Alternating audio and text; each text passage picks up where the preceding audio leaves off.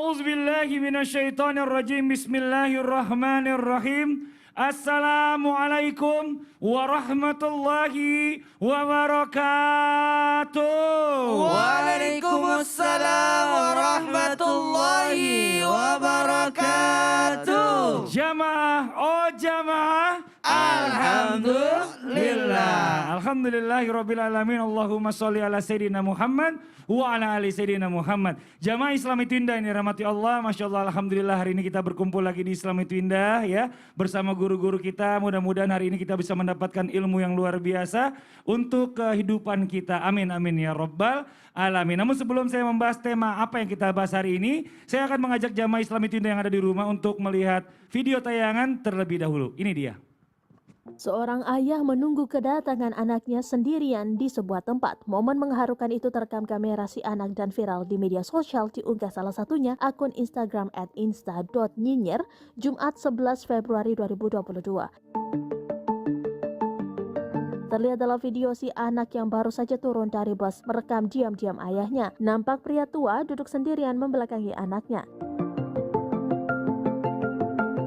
Saat sang anak mencoba mengagetkan, si ayah pun langsung berbalik arah tubuhnya. Betapa bahagianya si ayah melihat sang anak telah sampai tergambar dari raut wajahnya. Ya ini Masya Allah ya jamaah ya. Kalau kita tadi melihat sebuah tayangan yang sama-sama kita saksikan ini, kayaknya hati kita tuh adem banget ngelihatnya. Memang kalau kita bicara masalah kasih sayang orang tua itu sampai kapanpun. Walaupun ini anak udah besar gitu ya, orang tua tuh kayaknya ngeliat tuh anak tuh kayak anak masih kecil aja, masih disayang aja, masih dimanja aja. Yang namanya sosok ayah ini memang sebagai apa, orang boleh dibilang memiliki jiwa pelindung untuk keluarganya itu sangat tinggi sekali. Dan kadang ayah ini bahkan ya nggak mikirin dirinya sendiri, baju yang dia pakai mungkin 1 tahun lamanya itu aja yang dipakai, tapi anaknya ganti-ganti bajunya. Ini Masya Allah luar biasa. Nah ini dia yang kita akan mau bahas ya. Tema hari ini adalah ayah pahlawan tanpa jubah. Masya Allah luar biasa. Nah ini Ustadz Maulana nih, ayah Maulana yang anaknya 4 ini Masya Allah. Berkaitan dengan tema hari ini nih, kita mau coba bicara sosok ayah itu identik dengan sosok ayah yang tangguh, pekerja keras. Apalagi saat sekarang ini lagi ada pandemi yang namanya Omikron. Nah para ayah ini juga nggak apa ya, boleh dibilang nggak hanya mempertaruhkan tenaga dan pikirannya, tapi juga kesehatan mereka juga mereka pertaruhkan untuk mencari rezeki, mencari nafkah. Ya memang kadang sosok ayah ini jarang secara langsung, mungkin kayak cuek orangnya. Jarang menunjukkan kasih sayangnya. Kayak seorang ibu kan ngucapin sayang sama anaknya gitu. Mungkin ayah ini kayaknya cuma lewat, cuma ini. Padahal sebenarnya semuanya dipikirin. Tapi pertanyaannya Ustadz Maulana, kenapa sih sosok ayah itu rata-rata ya jarang untuk menunjukkan kasih sayang, terutama kepada anak-anaknya? Dan apakah memang harus ada batasan di antara anak dengan orang tua? Mau penjelasan Ustadz Maulana? Bisa dilanjutkan suara saya nyanyian. Adikku melanggar hukum. Saya lupa lagunya.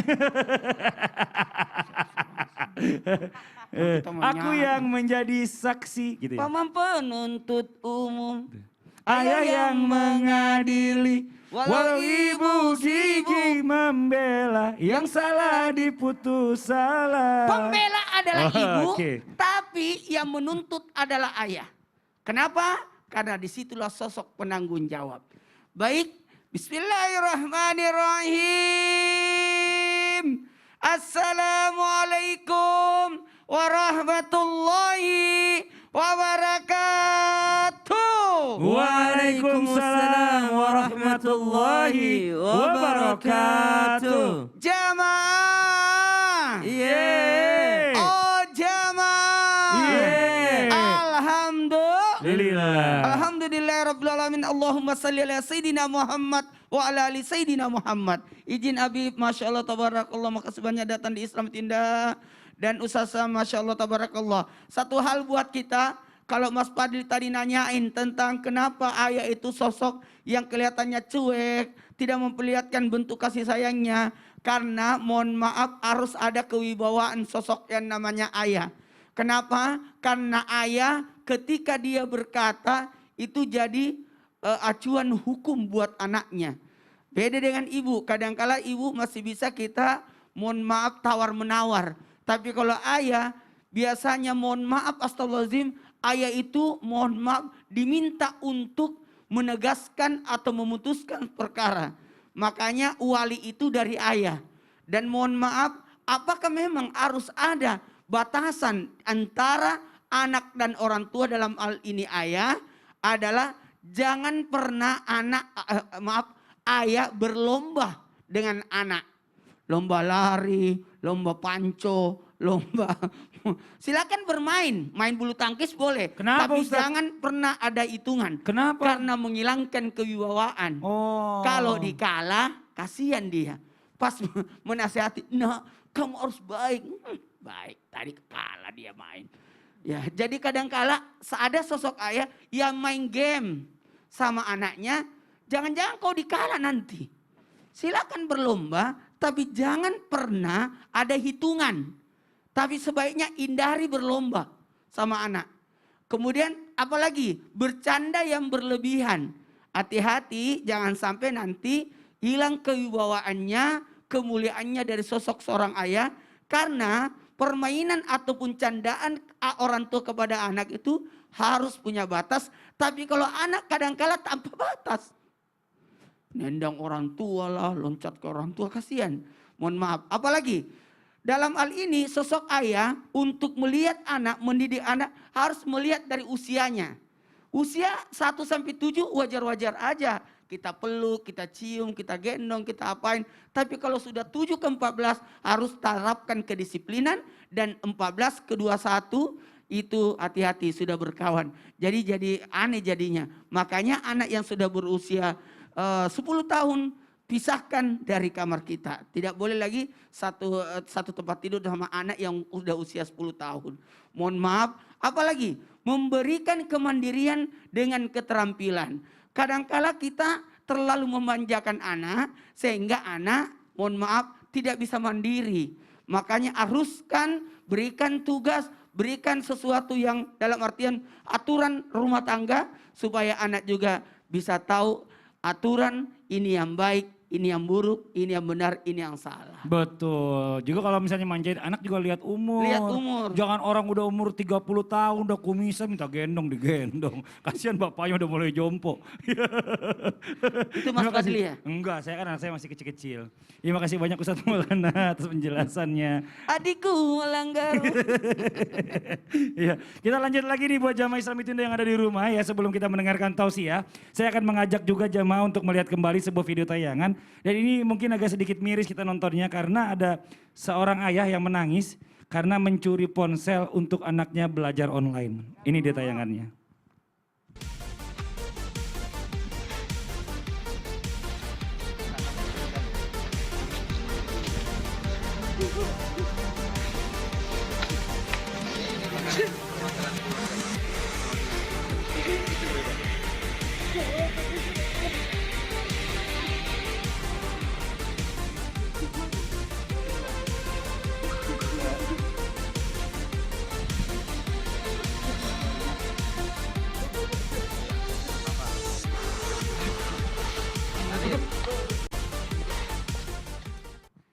Iya, kalau kita lihat zaman sekarang ya Bib ya, nih mohon izin sebelumnya Bib, ini memang zaman lagi susah banget cari rezeki. Banyak orang yang mungkin awalnya mereka ini nggak pernah yang namanya mencuri atau melakukan kejahatan, terpaksa melakukan karena memang kebutuhan. Dan kalau kita lihat video tayangan tadi, ini pasti bicara orang tua, ayah terutama pengen yang terbaik buat anaknya.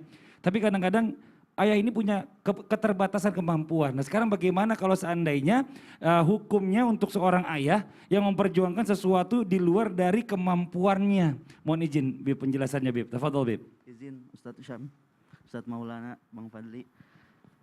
Assalamualaikum warahmatullahi wabarakatuh. Waalaikumsalam warahmatullahi wabarakatuh. Alhamdulillah.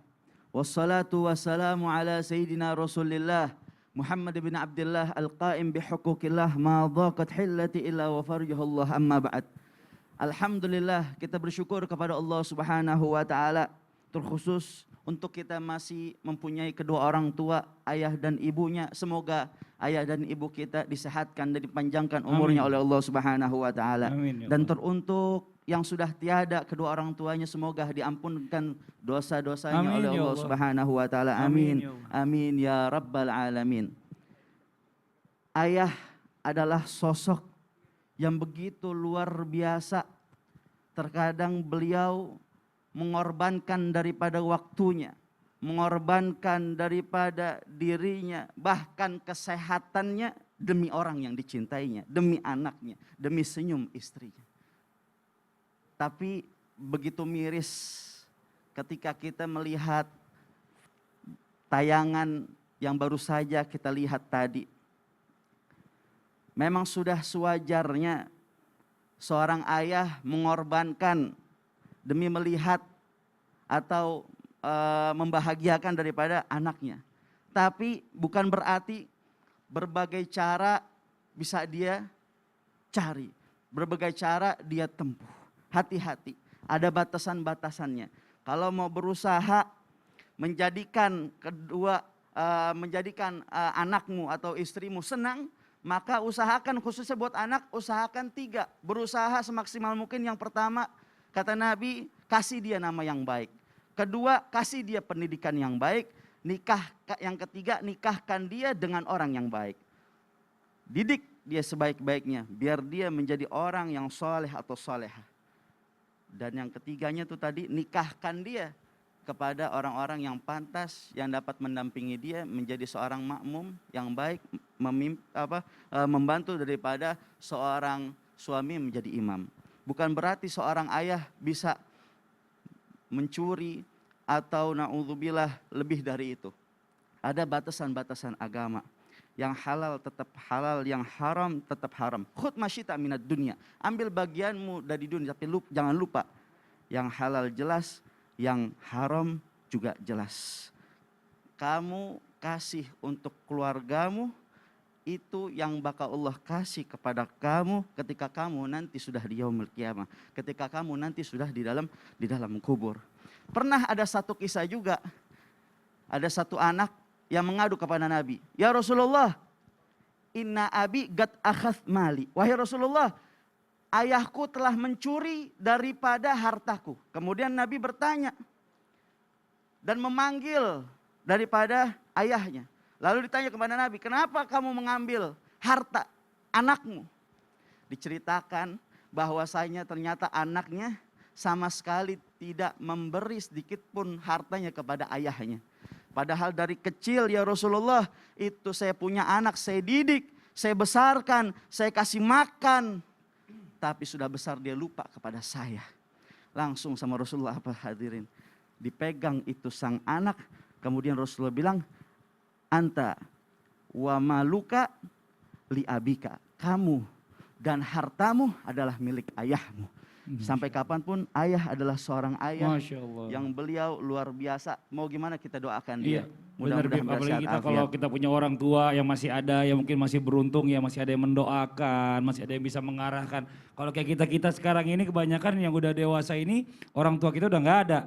Mau ngadu kemana kita udah nggak tahu. Tapi yang jelas tadi Habib bilang juga bahwa kita bicara masalah tentang sayangnya kita sama anak juga tidak boleh melebihi batas kemampuan kita untuk mencari nafkah. Kalau memang nggak ada yang halal nggak usah dipaksain cari yang haram.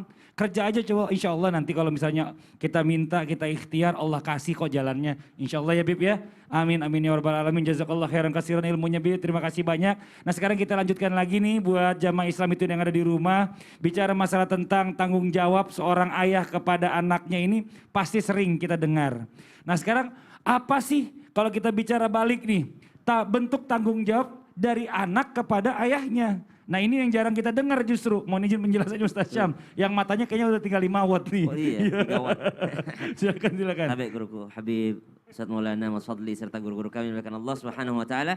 Bismillahirrahmanirrahim. Alhamdulillah alamin wassalatu wassalamu ala asyrafil anbiya'i wal mursalin sayyidina Muhammadin wa ala alihi wa sahbihi ajma'in. Asbahna wa asbahal mulku lillahi rabbil alamin. Subhanaka la ilma lana illa ma 'allamtana innaka antal alimul hakim.